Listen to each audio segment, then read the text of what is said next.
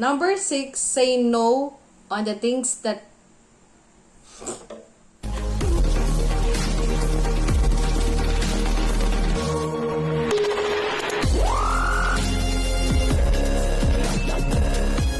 Hello friends and frenemies! Welcome to my vlog! Welcome back again to another episode of Ayan, nag-back to vlogging na naman po ang inyong lingkod, Robin Jelly. Ayan lang, syempre medyo nagiging parang serious ang ating vlog content. Pero ito ay parang pang ano na rin sana siya, pang self-realization for 2023. Marami kasing mga bagay na nangyari ngayong taon na to sa buhay ng taong ito. Mula January up to December. Pero bawat month, lumalaban pa rin tayo at nakikipaglaban sa buhay. At andyan ang nag-resign at nagnegosyo.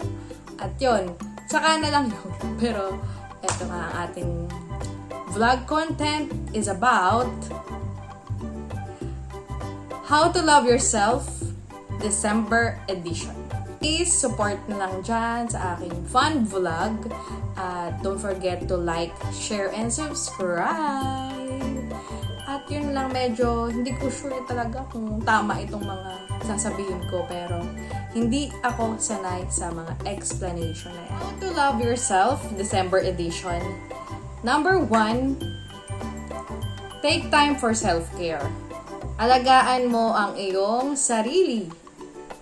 Kahit man mapa-physical, mental, emotional, at kung ano-ano pang nal sa buhay mo. At kailangan nating una-una, kung sa physical naman, kailangan natin maging ayos sa ating physical appearance. Siyempre, una-una doon yung self-care for your face. Ayan. Kung ikaw ay masyadong vain or hindi naman masyadong vain, gusto mo lang mag-ayos. Kailangan, kung gusto magpa-eyebrow lamination, dito yun.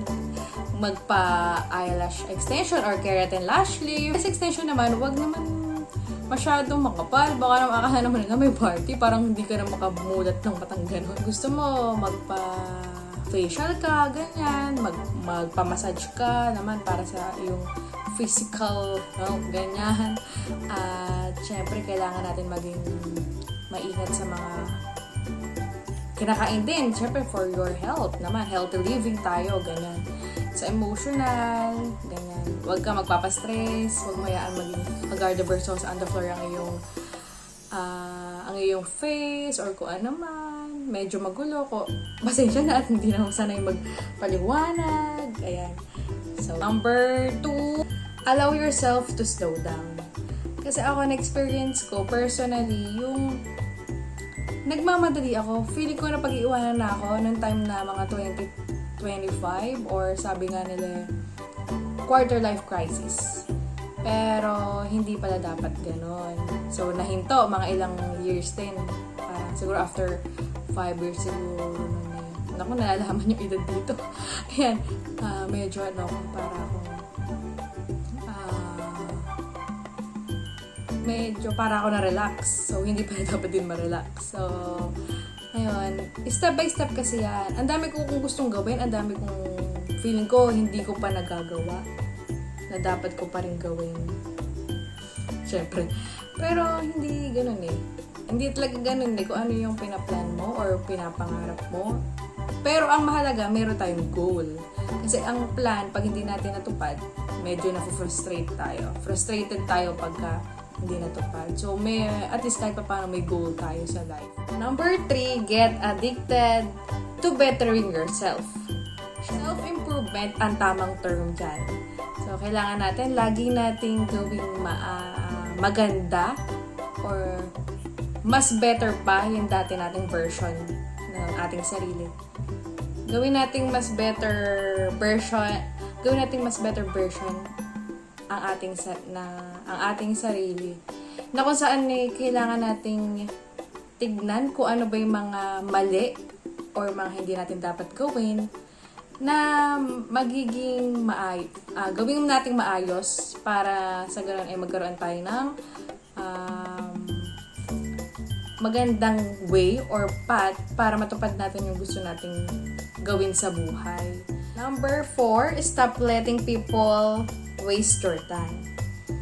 Siyempre, mahalaga yung oras mo. Hindi mo kailangan magsayang ng mga panahon dahil sa mga taong wala namang naitutulong sa'yo, kumbaga walang ambag sa buhay mo. At di ka naman yayaman kung papatulan mo sila or hindi naman din ikaw kikita doon sa mga bagay na yun. Ganun lang ang pinaka magandang explanation doon. Direct to the point tayo. Wala dapat sinasayang dahil nakakapagod yun. Stress again, diba? Toxic people, ganyan. Layuan nyo yan. Tigilan mo. 5, do more what makes you happy. Gawin mo kung saan ka masaya. Kung sa tingin mo, halimbawa lang to. Sa akin naman, sarili ko ng karanasan or experience. Siyempre ikaw, siyempre ako, siyempre nag-work ng mga ilang years. So, empleyado ka. Tama. Meron tayong oras na sinusunod. Meron tayong mga rules and regulations na sinusunod. Sa office, kahit saan, school ba yan, office man, at kung ano pa, kung company man to. Ako masaya. Pakiramdam ko. Gusto ko naman sundin kung ano yung passion ko at kung saan ako magiging masaya. So, yun. Kaya, syempre, umalis ako sa corporate world dahil ayoko na ng mga nega. Charot. Hindi. Ano lang. Syempre, habang nag-enjoy ka naman. Kasi syempre, nag-work ka. Pero, syempre, iba pa rin yung kung saan ka talaga magiging masaya, sundin mo yun. Parang ang puso mo, sundin mo kung saan ka magiging masaya. Sabi ko nga, hindi lang lagi sa love life, kundi sa aspect ng buong buhay mo. Number 6, say no to the things you hate. Siyempre, wag puro yes. Kailangan mag-no ka rin sa mga ayaw mo o hindi mo gustong nangyayari sa buhay mo o sa paligid mo. Siyempre, lumayo ka na, tanggalin mo, umalis ka, tumakbo ka palayo sa mga bagay na ayaw mo. Siyempre, ikaw, pagka ba ayaw mo, ipipilit mo pa rin. Siyempre, hindi natin kailangan pilitin yung mga bagay na ayaw natin. Kung halimbawa, meron tayong ka-opisina na akala mo siya ang may-ari ng kumpanya o siya ang tagapagmana. Siyempre, di ba, nakakabuisit yun, nakakairita sa toong buhay, di ba? Damang-dama ba? Yun lang naman sa akin. Pero syempre, all in all, lahat yan ay kailangan din maging, kumbaga, kailangan wise decision ang mga gagawin natin sa buhay. So, kailangan lagi tayo maging matapang. Matapang tayo. Hindian mo. Ilabas mo ang yabang mo. Ilabas mo ang tapang mo. Di ba? Ganun. Hindi. Kaya, yun lang lahat. All in all, syempre, medyo serious tayo ngayon kasi ganun ata nagiging matured enough na tayo. At syempre, huwag niyo rin kalimutang suportahan ang aking mga hugot reels. Noong una kasi parang mga motivational pa eh. Pero parang hindi masyadong click. Kasi nga hindi ka ako nag-explain. Binabasa-basa ko lang.